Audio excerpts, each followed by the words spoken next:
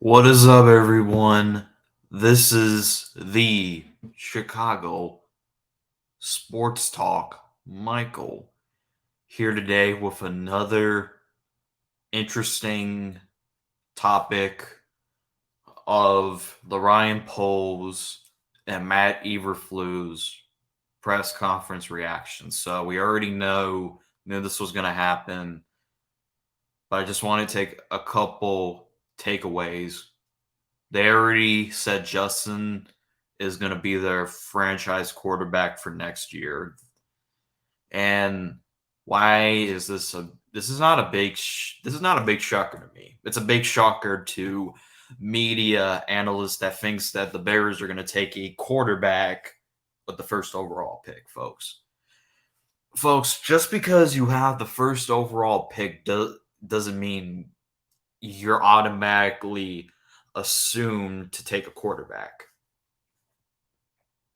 Those are usually quarterback needing teams. The Jacksonville Jaguars didn't take a quarterback last year's draft. And the 2017 draft where Deshaun Watson, Trubisky, Mahomes, the Browns didn't take a quarterback. So they already said that they would have to be mind blown away for them to take a quarterback. And that's telling me that they're not going to take a quarterback. How is that?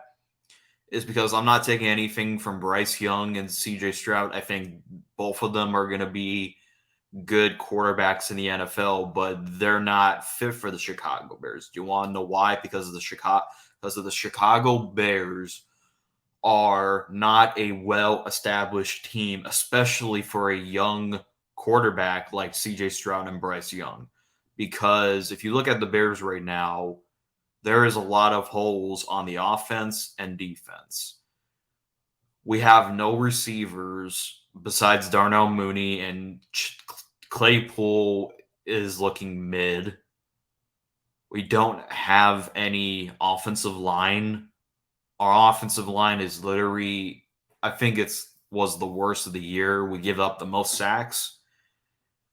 The only bright spot on our team was the quarterback using his legs and the running game. That's the only good part of the offense. The defense is a whole different story, and it's not a very good one. It's a very bad one because we have no pass rush.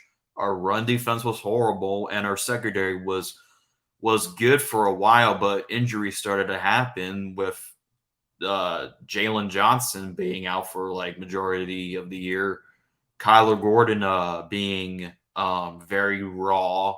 He started picking up a lot near the end of the year, and who else? That Kendall Vildor, who's also been hurt for a while. Eddie Jackson, who was having a career was a career bounce back season, but he suffered a leg injury, and Jaquan Brisker was the only bright spot in the secondary. Well, maybe you can say Jalen, but Jalen was out for the year. I think it was week 15 he was out. And our middle linebacker, when we traded away Roquan Smith, who just signed a $100 million deal, I'll decide if I want to make a video about that later, is full of randoms with Matthew Adams and who else am I missing?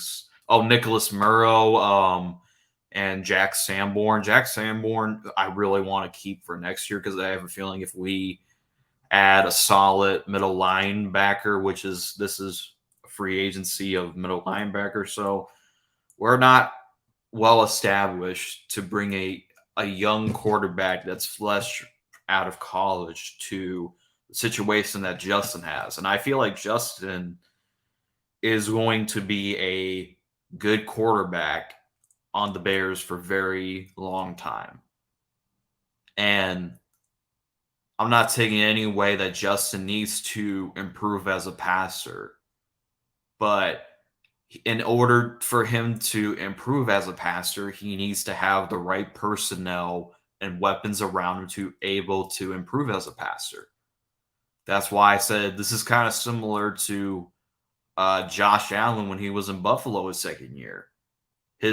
He was very inconsistent his second year. He was below average to average for the most part his second year. But then he became a very good elite quarterback his third year when they added Stephon Diggs to the, the offense. So I'm just saying, yeah, Justin does need to improve as a passer, but he has to have the right personnel in order to help him develop as a passer. He can't just develop as a passer with trash around him. Oh, good quarterback elevates the team. I don't want to hear that excuse anymore. Oh, good quarterback elevates the team to win games, because that's up for the coaches, not the quarterback. The quarterback is a part of that elevation. And Matt Eberflus, I'm gonna give him next year with the talent around, because this year with coaching he didn't have talent. Same with Ryan Poles. They had to clean up most of Ryan Pace's mess, and they brought in a bunch of these random journeyman receivers that probably would not even start on an NFL team. And I'm going to be honest, it's people can say that it's this one person's fault. No, it's a team collective's fault. The Chicago Bears were not 3-14 because of Justin Fields. They were 3-14 because of the team being absolute horrible. It is far from a Justin problem. If you look at Justin's stats, if he was on a different team like the 49ers with Debo and Ayuk, I think he'd be fine. I think he'd be MVP. If you put Justin Fields on the Eagles with Devontae Smith and AJ Brown, I think he'd be all right there. But people forget the fact that you need a good quarterback. I'm not saying you don't need a good quarterback, but you need a right infrastructure around the quarterback in order for that quarterback to succeed. So I'm just saying, in order for Justin to develop as a passer, he needs to have the right personnel to help him develop as a passer. I'm just going to say this. Justin Fields is going to be starting in 2023, like it or not. If that pisses you off, then bye-bye. Don't hit the door on your ass on the way out, because the real fans will stay, and most of the fair weathers that will come by the stadium, we don't claim those fair weathers. So anyways, I hope everyone is having a wonderful day. Bears Nation, let me know what you guys think in the comments about this press conference between Ryan Poles and not Ryan Poles and Matt Eberflus. Please let me know in the comments section down below. As always, thanks for watching.